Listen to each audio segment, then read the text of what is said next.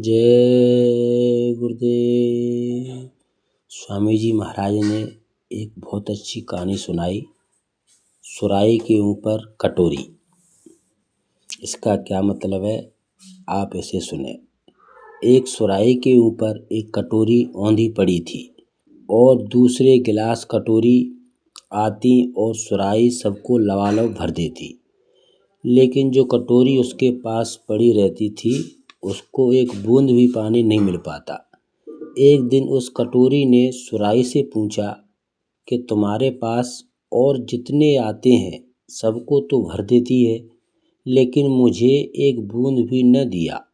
सुराही ने हंसकर कहा कि अरे कटोरी, और जो आते हैं मेरे नीचे बैठकर अपना मुंह खोल देते हैं,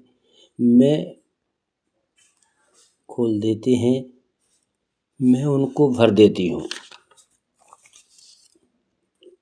तू कभी मेरे नीचे नहीं बैठी, हमेशा मेरे सिर पर सवार रहती है, तो मैं तुमको कैसे भर दूँ।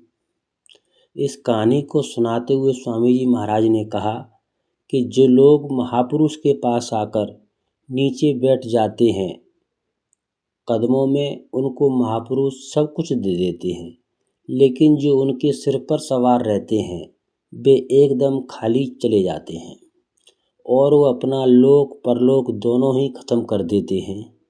स्वामी जी ने बहुत पहले ही कहा था कि बछड़ा आता है, गाय का दूध पीकर मस्त होकर फिर घूमने चल देता है।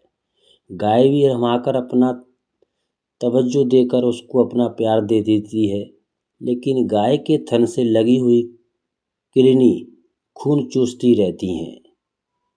जय गुरुदेव। स्वामी जी महाराज ने कहा कि साप्ताहिक सत्संग इतवार, बृहस्पतिवार अथवा मंगलवार के दिन सत्संगी जब सत्संग के लिए इकट्ठा हों तो प्रारंभ में प्रार्थनाएं, विरह चेतावनी करें, किसी भी महापुरुष की वाणी पढ़ें, किंतु भाव से पाठ होना चाहिए। एकाचित होकर प्रार्थना करने से कर्मों की सफाई होती है और साधना में तरक्की होती है। इसके बाद थोड़ी देर के लिए ध्यान और भजन करें। ध्यान कहते हैं देखने को, भजन कहते हैं सुनने को। जैसा कि नामदान के वक्त बताया गया, ध्यान भजन के बाद कोई एक आदमी किसी महापुरुष का सत्संग पढ़कर सुनाए, फिर एक दो प्रार्थनाएं बोलकर या आरती करके उस मालिक के नाम की धुनी बोल करके सत्संग समाप्त कर देना चाहिए। अंत में जय गुरुदेव की धुनी हो।